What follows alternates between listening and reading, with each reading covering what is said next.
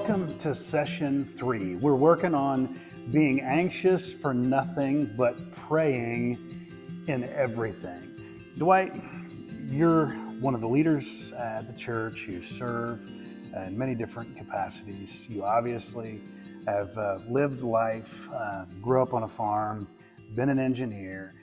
You're kind of in a different season of life now. You know what it's like to have a family. You know what it's like to go to work and face struggles. Have you ever had an anxious-free life?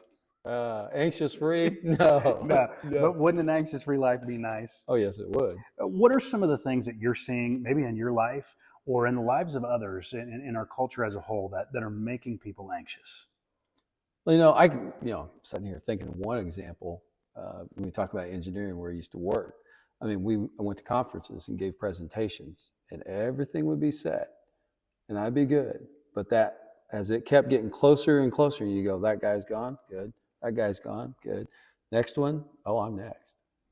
Then the anxiety really kicks in, even though you know several of the people out there in the audience. There's just something. You get up to give that presentation, you're like, oh, am I going to say something wrong? Is somebody going to, am I going to get judged? Yeah. So it's all kind of practical things that enter into that moment. In this book, Anxious for Nothing, that Max Lucado has authored, there's a statement, and I want to read it as I want to get it right, but it says this on page 53. It's one thing to rejoice in the Lord when life is good, but when odds are against you, and it's kind of a question mark. Have you ever found it difficult to rejoice in the Lord? Oh yeah, there's times when you're in stress, when you're under stress, you're anxious, or a lot of people know me. They know my daughter's situation. That's sometimes hard to rejoice because you go, why? Why is this happening? Yeah. Why are we going through this struggle? Why aren't you? Why isn't this isn't fixed already? Yeah, but hurry up and fix it, God. Yeah. Right? Yeah. It's amazing. The Apostle Paul tells us to rejoice in the Lord always, right? And rejoice in the midst of a struggle.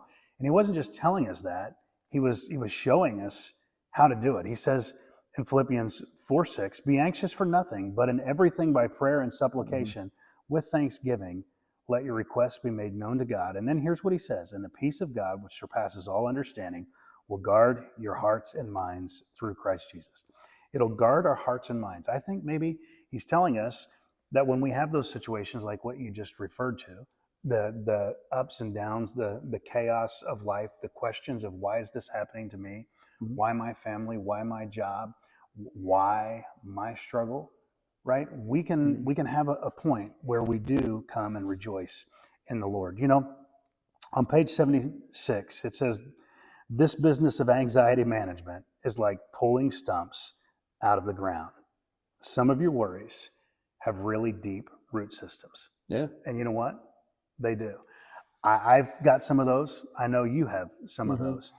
But Paul tells us in Philippians 4:6 that if we'll make a practice of praying, here's what's going to happen.